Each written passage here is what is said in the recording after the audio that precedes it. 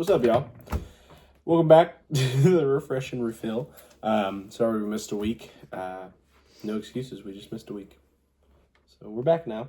So we're getting back into the Beatitudes. We're on Matthew chapter 5, verse 7, which says, "Blessed are the merciful, for they shall receive mercy."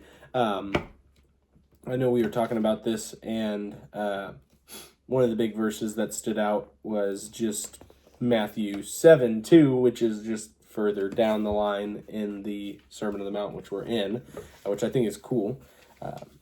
And you can actually use verse 1 and 2. "Judge not that you may not be judged, for with the judgment you pronounce, you will be judged, and with the measure you use it, it will be measured to you." And I like because it goes on and talks about the very popular judgment verse, which is, "Do you not see the log in your own eye, but you try to take the speck out of your brother's? First remove the log from your own eye, then the speck will be clear, and you can take that out." And so it's like, I don't know. I feel like sometimes Christians or maybe even Christians and non-Christians can be very big on Christians not judging. That's a very popular trend that I see, is people flocking to the idea of no judgment, which obviously Jesus is telling us not to judge, but what does that look like? And I think that plays a lot into the merciful, for they shall receive mercy, because to me, when I think about it, it's like, if I've been wronged, that's like the only opportunity that I really have to show mercy, because like mercy comes from wrongdoing. Like there is no mercy if there is no wrongdoing. And so in my mind, I see this as, if somebody's committed a wrongdoing against me, I then have the opportunity to show them mercy.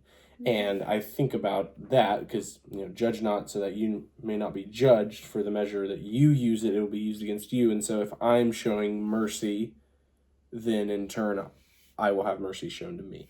And I think it goes beyond the mercy of other people. Like, I don't think it's necessarily show mercy to you so that you show mercy to me. I think it's more show mercy to you because God is showing mercy on me, like in an eternal standpoint.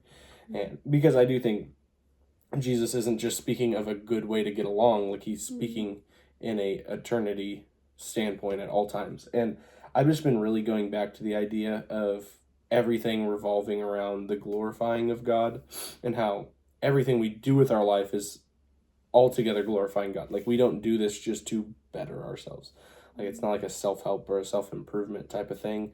It's like, this is in turn going to glorify God. So like, what does our mercy look like, and like, why does that glorify God? And that's really what I've been asking myself, is like, what does that mercy show? Like, when you show mercy, what are you showing? And to me, it kind of stems back to, the forgiveness aspect. Mm-hmm. I would say the same thing. I think the first thing that I think of is the forgiveness in like the verse that you said in 7. But I like what you said, how like it's not just you showing forgiveness to somebody else. It's you can do that because it's first taken place in your own life. Right. Like, God has forgiven you first. God has shown us mercy first. Like I said, like he loved us first. And that's why and how we can do that for other people. Right. And so I was kind of thinking, it kind of reminds me of like the prodigal son, like the father. When his son came back, he could have given him exactly what he deserved. So like, when we come to Jesus because we are broken vessels, he could give us exactly what we deserve. But the Father chose to give him mercy. Now, I mean, the analogy breaks down a little bit because God doesn't need mercy. But like, I don't know. I just thought of that, like the prodigal, like when we're in a situation where we don't deserve mercy, how it's not our first instinct. And so I just thought that was a good story in the Bible that shows mercy in like a worldly like situation. It was the Father receiving his son with open arms. And I think about it a lot. Like, I think everything we do, we have like a limit on. And so I think a lot of what we do, like if we're merciful people, we're merciful people up till XYZ. Like, I'm going to be really merciful until you damage my car. I'm going to be really merciful until you damage you, like until There's no somebody limits. hurts you. Right. Like I think we do often unconsciously have constraints on whether it's merciness, whether it's mercifulness, whether it's righteousness, you name it. I think we unconsciously have these limits that we don't even realize until we cross, like they've been crossed, and then we fall apart. And so one of the things I like about the Beatitudes is I feel like what Jesus is almost calling us to is to be merciful. I feel like if you're going to be merciful, that means like you are a consistently merciful person. Like you aren't merciful if you showed mercy one time. Like you aren't merciful if in one aspect or in a certain situation you handle something mercifully. Like you are merciful when you actually consistently are listening to God and you're actually consistently showing people mercy. And it's funny because also in the Sermon on the Mount, he talks about, turning the other cheek, and there's that passage about, it's there's so much I feel like of Jesus's walk that reflects that merciful aspect, because I don't know, I feel like it's something very difficult for us as people, because we are going to want justice in a lot of terms, and a lot of times it turns into something ugly. And whereas that mercifulness, it's like if we are showing unrestrained mercy, I think it is very evident of who we serve. Kind of like going back to that glorifying Christ thing. Yeah. I like that. There's a quote I have in here somewhere. Here you go. Perfect. It's talking about forgiveness, but I think it can also be applied to mercy. It says, those who cooperate most Those who cooperate most fully with forgiveness or mercy are those who dance most freely in its redemption. And so I just really like that. That's what it made me think of, is I think when we show that to other people and when we strive for that, there's a freedom and a beauty that is brought into our lives and or just our walk with Jesus, I think expands and grows. And so, yeah, I like that. Absolutely.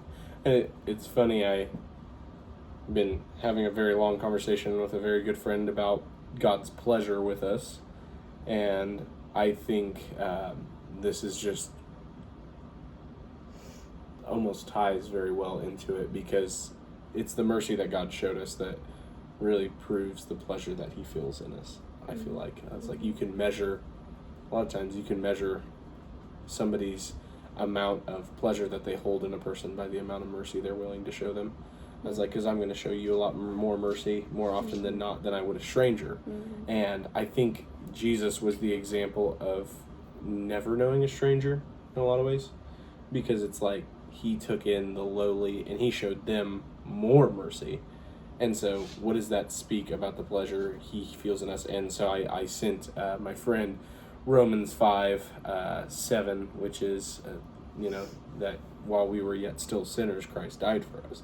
It's like this shows his love for us. And so it's like that pleasure, that mercy, that love. I feel like a lot of times these words correlate a lot when it comes to Jesus's life. And so when we look at blessed are the merciful, like what does that look like for us? Like what's a tangible thing to do? I think merciful is a lifestyle. Like I think it is yet another attribute. And I know we talked about kind of how a lot of people will showcase these a lot better than others. Yeah. But I do like, and we kind of talked about this, they're also something that you should be striving for. Yeah. Like, so if you're not a merciful person, like being conscious about, where your limits are. Because I think once we can find our limits, we can then use God to expand our limits. Like I know, we had, disappointing news this week, and it's like, I know my limit of how I handle news was broken. It was pushed, but it was like, because I could lean into God and because I knew where my limit was, I could then find joy in a bad situation above my limit. I think a tangible way, like you said, so this quote that I had, it's from Lisa Turkers, but the verse that I had to go with was Ephesians 4:32. It says, "Be kind to one another, tender-hearted, forgiving one another, as God in Christ forgave you." So I think that's a tangible list of how we can be merciful. Yeah, be kind to one another, tender-hearted, forgiving one another. Yeah, and I know you used a good analogy when we were kind of talking through it earlier, just the idea of like when somebody wrongs you and you see them again, being a merciful person is not only not harboring that against them, but it's also being able to courteously interact with those who have hurt you. I think it's so funny because I didn't realize that this was the one that we were doing tonight. And I was at Chipotle today waiting in an hour-long line. And I was just thinking, and I was like, if this person walked through the door right now, someone that I don't particularly like, I was like, I'm going to pay for their food. And I don't know why I had that thought. I was like, oh goodness, I hope God doesn't put me to the test on that. Because that would be kind of hard.